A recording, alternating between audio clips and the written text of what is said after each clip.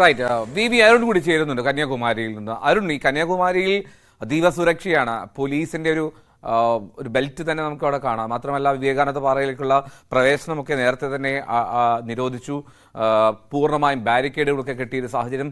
ഈ കുറ്റമറ്റ സുരക്ഷ ഒരുക്കുക എന്നുള്ള സംവിധാനത്തിലേക്ക് എത്തിയിട്ടുണ്ട്. എന്നാലും എന്താണ് കന്യാകുമാരിയിൽ നിന്നുള്ള കാഴ്ച? 4000 പോലീസുകാരെയാണ് കന്യാകുമാരിയിൽ പ്രധാനമന്ത്രി നരേന്ദ്രമോദിയുടെ സുരക്ഷയ്ക്കായി നിയോഗിച്ചിട്ടുള്ളത്. കേന്ദ്ര അദ്ദേഹത്തിന്റെ സുരക്ഷാ സേനയും SPG പുറമെയാണിത്. വലിയ സുരക്ഷാ സന്നാഹം കന്യാകുമാരിയിൽ വിന്യസിച്ചിട്ടുണ്ട്. ആഴ്ചകൾക്ക് മുമ്പ് തന്നെ പ്രധാനമന്ത്രിയുടെ സുരക്ഷാ ഉദ്യോഗസ്ഥർ പലതവണ കന്യാകുമാരിയിലും അതുപോലെ വിവേകാനന്ദ പാറയിലും എത്തി സുരക്ഷാ പരിശോധനകൾ നടത്തി മടങ്ങിയിരുന്നു. അതിനുമപ്പുറത്തേക്ക് ഇതിനു ചുറ്റുമുള്ള തീരദേശ മേഖലകൾ, തീരദേശ മേഖലയാണ്, തീരദേശ ഗ്രാമങ്ങൾ പോലീസിന്റെ വലിയ സുരക്ഷാ പരിശോധനകൾക്ക് നടന്നിരുന്നു. ഇവിടുത്തെ ഹോട്ടലുകളും ലോഡ്ജുകളും ഒക്കെ പോലീസ് ഓരോ നിമിഷവും അരിച്ചു പറക്കുന്ന ഒരു കാഴ്ചയുണ്ട്. അത്യന്തം സുരക്ഷാ ക്രമീകരണം, എല്ലാ തലത്തിലുമുള്ള സർവ്വതലങ്ങളിലുമുള്ള സുരക്ഷാ ക്രമീകരണങ്ങൾ ഇവിടെ പൂർണ്ണമാണ്. പ്രധാനമന്ത്രിയെ വരവേൽക്കാൻ കന്യാകുമാരി ആ രീതിയിൽ സുരക്ഷാപരമായി ഒരുങ്ങിക്കഴിഞ്ഞു. വലിയൊരു ആഹ്ലാദത്തോടുകൂടി, വലിയ അഭിമാനത്തോടുകൂടി BJP പ്രവർത്തകർ ഇവിടെ ഈ പ്രധാനമന്ത്രിയുടെ ധ്യാനത്തെ കാണുന്നത്.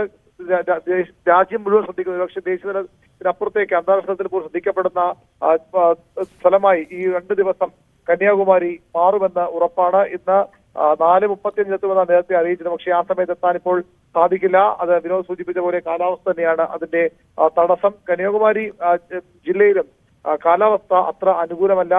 ശക്തമായ മഴ പെയ്യുന്നില്ലെങ്കിലും ചാറ്റൽ മഴ ഇവിടെയുണ്ട്.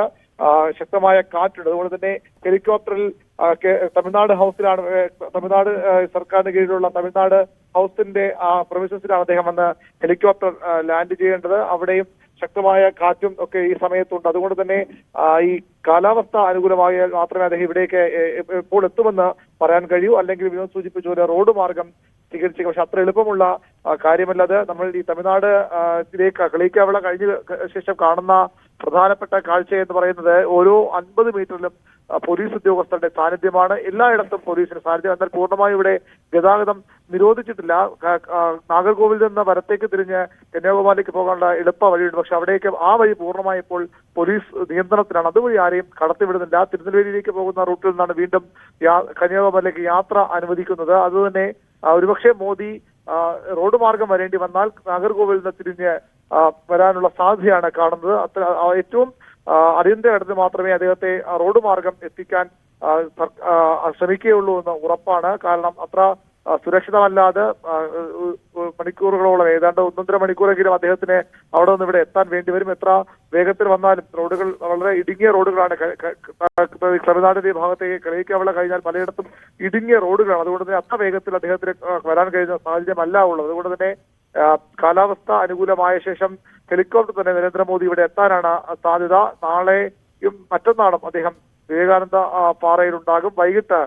മറ്റന്നാൾ വൈകിട്ടാണ് ഇവിടെ തിരിച്ച് തിരുവനന്തപുരത്തേക്ക്, ഇപ്പോഴത്തെ ചാർട്ടർ പ്രകാരം തിരുവനന്തപുരത്തേക്ക് അദ്ദേഹം തിരിക്കുക. രാഷ്ട്രീയമായി ഏറ്റവും പ്രധാനപ്പെട്ട ഒരു ഘട്ടത്തിലൂടെ രാജ്യം കടന്നു പോകുമ്പോൾ രാജ്യത്തിന്റെ പ്രധാനമന്ത്രി കന്യാകുമാരിയിലേക്ക് എത്തുകയാണ്. ഭാരതത്തിന്റെ തെക്കേ മുനമ്പിലേക്ക് എത്തുകയാണ്. രാജ്യത്തിന്റെ തെക്കേ മുനമ്പിലേക്ക് എത്തുകയാണ്.